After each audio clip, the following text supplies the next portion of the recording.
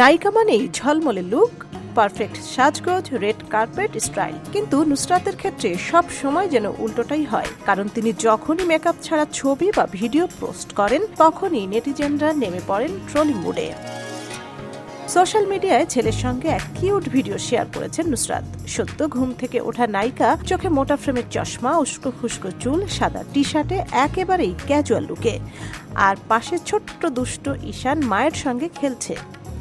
ভিডিওতে দেখা যায় ঈশান খেলনা গাড়ি নিয়ে সোজা মায়ের মুখে আর চুলের উপর দিয়ে চালিয়ে দিচ্ছে। নুসরাত হেসে বলে উঠলেন, আমার উপর দিয়ে কেন, তোমার গাড়ি চালাচ্ছ। কিন্তু বাচ্চার দুষ্টুমি তাতে কি আর থামে?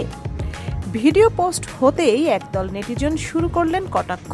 কেউ লিখছেন এটাই করণ জোহরের ফিমেল ভার্সন, আবার কেউ বলছেন সার্জারি করে কি লাভ হয়েছে, মুখটা কেমন বানিয়েছে।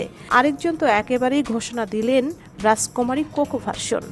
আসলে নুসরাত ঠোঁট সার্জারির পর থেকেই বারবার কটাক্ষের শিকার হচ্ছেন। পাতলা ঠোঁট থেকে মোটা ঠোঁটে ট্রান্সফরমেশন নেটিজেনদের একদমই হজম হচ্ছে না। তবে ট্রোল যাই হোক না কেন, নুসরাত কিন্তু থেমে নেই। খুব শীঘ্রই তাকে আবার দেখা যাবে বড় পর্দায় রক্তবীজ 2 এর আইটেম ডান্সে। ইতিমধ্যেই তার গাওয়া গান অর্ডার ছাড়া বর্ডার ক্রস করে যাবে না সোশ্যাল মিডিয়ায় দারুণ ভাইরাল হয়েছে। তো বলুন, আপনাদের কাছে নুসরাতের এই মর্নিং লুক কেমন লাগলো? নায়িকার কিউটনেস নাকি নেটিজেনদের কটাক্ষ?